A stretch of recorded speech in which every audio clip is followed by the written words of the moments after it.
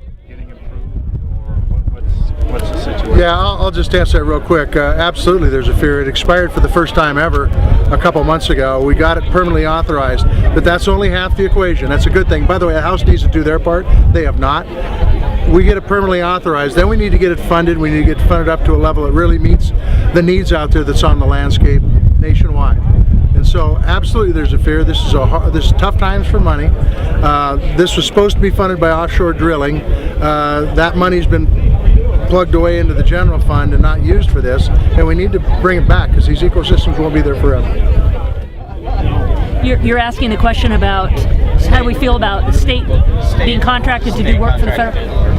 I think it's great. I mean, we have lots of lands to manage. We have a need to find people to do that work. There are jobs that are created when we do that. So if it happens through the state, if it happens through tribes, if it happens through private companies, it's all part of taking care of these landscapes and doing it with people that are in and around those landscapes. I think that's important. Well, I have been to coal country with Senator Tester. We were out on the Crow Reservation earlier in my visit, and the Crow tribe, of course, is involved in mining activities. Didn't fit in the context of this trip because of the way our agenda was set, but there's no question we have been out and we will be out. My colleague Janet Schneider, who's the Assistant Secretary for Land and Minerals Management right now, is in a coal mine. She's been out extensively in mines throughout the West and the East, as has my Deputy Secretary Mike Connor. So we're out in a big way in coal country, and we're certainly going to continue to do that, but it didn't work into this agenda. How long should the coal moratorium stay in place?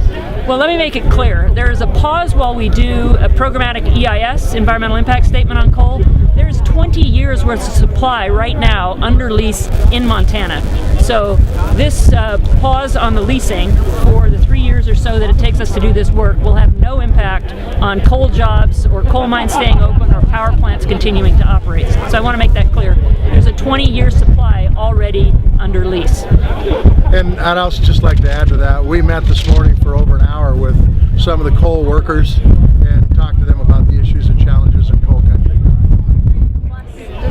Well, I mean, I think that absolutely, I think there's opportunity. I mean, look at today. There's opportunity for wind generation, solar, geothermal, all of the above as far as energy goes, and I think we ought to look at every opportunity. Coal is not going away. I mean, folks talk like coal's not going to be here tomorrow. That's not the case at all. There's some things we need to do for research and development to get it so we can do something with the CO2, because climate change is real and it's having real impacts. But the bottom line is that we also have a lot of natural gas out there. We have a lot of wind resource. We've got tremendous opportunity to help create jobs, help keep energy reasonably cheap for people, which is also critically important. Let me just say that on the public land space, my predecessor Ken Salazar worked very, very hard to stand up renewable energy projects on public lands. So we are at something like 16 gigawatts of power that has been permitted already on public lands from a standing start, basically zero in 2009. We're working on this landscape level to pull up and look at the landscape, saying what are the areas that are appropriate to develop and what shouldn't be developed. What has high wind energy potential? What has high oil and gas potential? How does that conflict with wildlife needs? Where would transmission go? Where would pipelines go? So that we can plan on a long-term basis for an energy future that takes advantage of these renewable resources that are around us, as well as recognizing that the non-renewable resources are going to be an important part of our economy for years to come as well. Badger 2 Medicine area, and why did you annul the lease in that area? Well, so I'm going up with Senator Tester to meet with the Blackfeet tribe. The main purpose of that visit is to announce their participation in the land buyback program, which is part of the settlement, the Cobell settlement, named for Eloise Cobell, who's from the Blackfeet Nation. So that's about reducing the fractionated interests in tribal lands so that those lands, instead of not being able to be used for anything, can be used by the tribe for economic development, for housing, for whatever they want to use it for. They will make those decisions. So that's a primary purpose for going up there. But I will be going out into the Badger 2 Medicine area with tribal leadership tomorrow to understand why these lands are important to them. Those were leases, they're oil and gas leases let something like 20 years ago. We do not believe that they did an appropriate analysis of the environmental conditions, and we don't believe the leases should have been let to begin with. So we have canceled the Solinex leases. They had a which triggered that action. They are involved in litigation. I can't comment on that, but we believe our actions were appropriate. What about the other leases?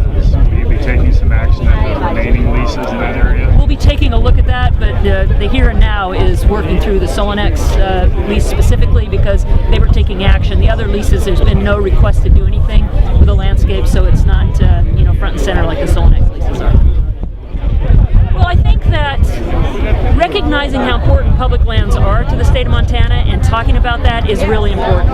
There's a tape playing out there that suggests public lands are bad, and we've had threats to public lands from people that want to take them over. Public lands in Montana are an important driver of the economy. It's one of the reasons we're here today. It's one of the things we're talking about. So I think that not just for the next 8-9 months, but really for the future, it'd be great for Montanans to make their voices heard, and they did do that. People came out on the steps of your capital in Helena to say these are our public lands. We don't want them to go to state control. We don't want to sell them off to the highest bidder. And I think that making that case is something that Montanans can do as well. You want to add to that? Well, I mean, we have a balanced budget amendment here in the state of Montana, and I came out of the state legislature. We turn these over to the state, they'll be sold in a wholesale fashion. And I guarantee you, there's nobody that I know in this state, not in this group, that'll be able to buy them. They'll be locked up, they'll be gone forever. Sites like this would be gone. So it's a non-starter.